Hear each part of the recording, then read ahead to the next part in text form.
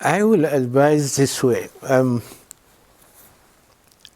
Anybody who wants to be a president for the country, first of all, he must believe in the country.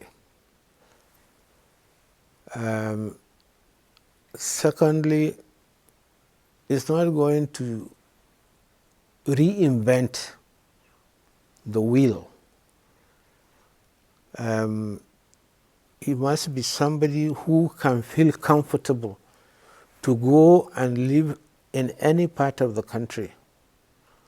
He must be in a position to say, look, I can now leave and go to a ex-local government in Abia or Imo or Niger and feel comfortable.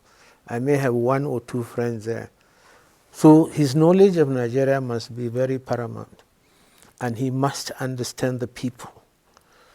If you understand that for everything, a Nigerian, if you tell him good morning, he will say no. That is the nature. So they are very inquisitive people, they are very knowledgeable, and they will not hide away. So a leader must be able to understand the basic Nigerian, to understand him, what he wants, what he needs, how you will carry him along with you. We did a lot of talking when we were in office. I did a lot of talking, going to address the soldiers and to come up on the television or something to talk on issues. Town hall meetings. That's right. That is the sort of thing that, because people have to know you, you also need to know them. And you have to keep them on toes. You have to be thinking ahead of them. Think of what is good for them and try to think ahead. And this is at all levels, local government, state level, and at the national level. You just have to be prepared to